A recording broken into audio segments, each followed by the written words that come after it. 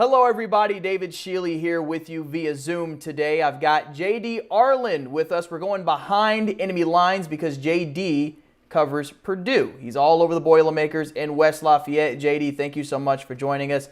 I want to get straight to it. I want to know the theme of the Purdue 2021 football season. What's going on with the Boilermakers?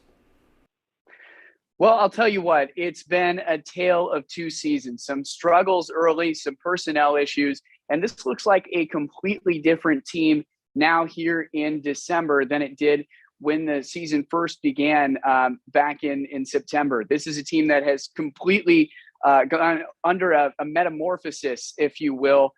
They look sharp in a lot of key positions. Obviously, some personnel issues for this Music City Bowl, but it's an incredibly deep roster. And that's just been the key of the year, is having the ability to say, hey, next man up, and that man is pretty good. You look at Purdue's schedule and you see some impressive wins. It's impressive to make a bowl game anyway, but there are some key wins. What were the key factors in those W's, and what can Purdue do in this week's game to kind of carry on that success and end the season the right way for them? Well, you've heard the term defense wins championships. Everybody knows that Purdue's defense was the real giant killer behind those big wins against Iowa, against Michigan State, when those two teams were in the top 5 in the AP poll.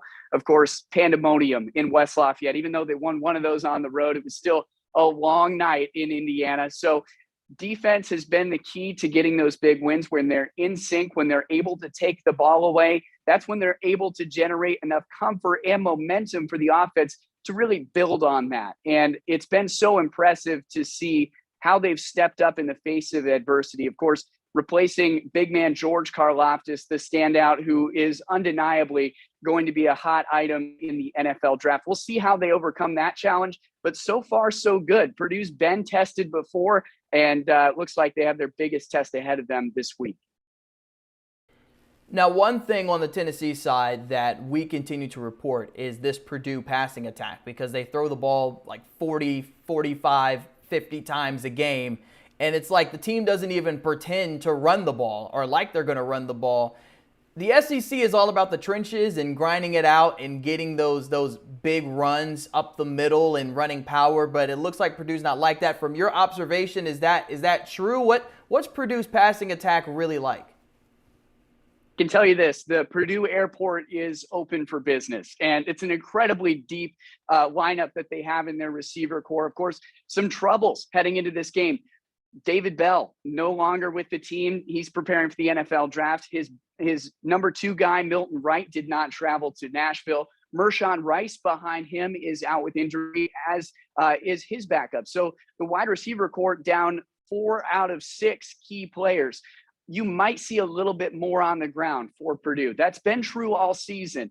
But when Purdue goes and plays an SEC team and has to kind of step outside of its comfort zone and play a team that it doesn't have a lot of experience with, that's when you get back to those fundamentals, the trenches offense that you just mentioned. That's when we're going to see a lot from guys like King Doru, who missed a couple of games with a medical condition, and Xander Horvath, who's coming back from a broken leg. Those guys are both back at 100%, and I'm thinking that will be some of the focus of Purdue's offense, will be the ground attack.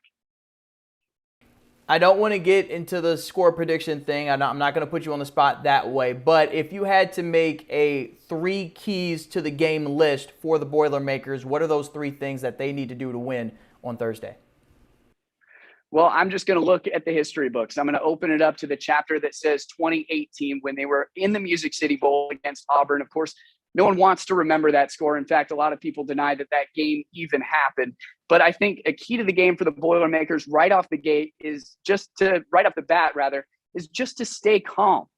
Tennessee knows how to score. They're a high-scoring offense. They've had to do it at the highest level against your Alabamas and your Georgias. So it's staying calm and realizing that this team is battle-tested beyond anything that Purdue has seen this season. I think the second we touched on just a second ago is really that ground and pound offense, being able to advance the ball without relying on some of those receivers that are seeing the field for the first time this season when it arguably matters the most. And then I think a third key would be finding a way on defense to still be aggressive on the pass rush without the assistance of George Karlaftis. Now, it'll give some of the other guys a breather. George was double teamed, even triple teamed when we played Big Ten opponents like Illinois, like Wisconsin. And so now it's going to be a more spread out front, and every single guy on that defensive line is going to have a one-on-one matchup.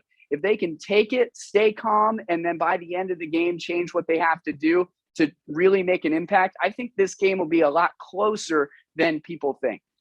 JD Arland, I appreciate the information about Purdue. Thank you so much for the info, and may the better team lead to an easier recap. I'll say that. Not the better team win, but the better team will lead to an easier recap for whoever wins for either one of us. Here's to an encore performance in a great Music City Bowl. So glad we're still scheduled for action. Beyond anything, it's just a blessing that you and I are able to be around the game and covering it when so much is going on. It'll be nice to see both these teams take the field. I'm really excited no matter how it goes. Oh, I'm excited as well. And no matter how it goes, it's a good time to be playing football around New Year's. Always a good time. Well, thank you so much, JD. We'll see you in Nashville. See you then.